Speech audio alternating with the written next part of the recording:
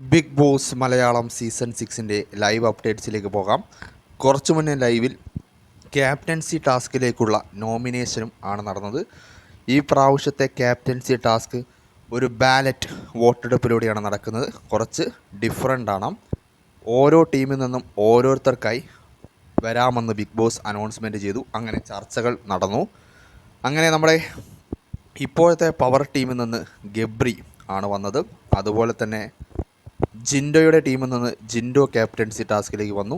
അതുപോലെ തന്നെ അൻസിബയുടെ ടീമിൽ നിന്ന് വന്നത് അവർ തീരുമാനിച്ച് റൂമിൽ നിന്ന് വന്നത് ശ്രീധുവിൻ്റെ പേര് പറയാനായിരുന്നു. പക്ഷേ അവരുടെ ഗ്രൂപ്പിൻ്റെ തീരുമാനങ്ങൾക്ക് എതിരായി ബിഗ് ബോസ് ചോദിച്ചപ്പോൾ എഴുന്നേറ്റ് നിന്നത് ശ്രീരേഖയായിരുന്നു.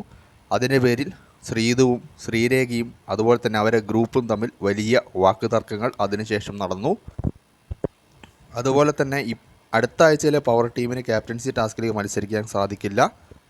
എല്ലാവരും, അതായത് ജിൻഡോ വടംവലിയിൽ പവർ ടീമിനെ ജയിപ്പിച്ചതുകൊണ്ട് ജിൻഡോയ്ക്കായിരിക്കും വോട്ട് എന്ന് ആദ്യമേ തന്നെ തീരുമാനിച്ചിരുന്നു. അതുകൊണ്ട് തന്നെ ഭൂരിപക്ഷ വോട്ടുകളോടുകൂടി അടുത്ത ആഴ്ചത്തെ ക്യാപ്റ്റനായി ജിൻഡോ എത്തുമെന്നാണ് അറിയുവാൻ സാധിക്കുന്നത്.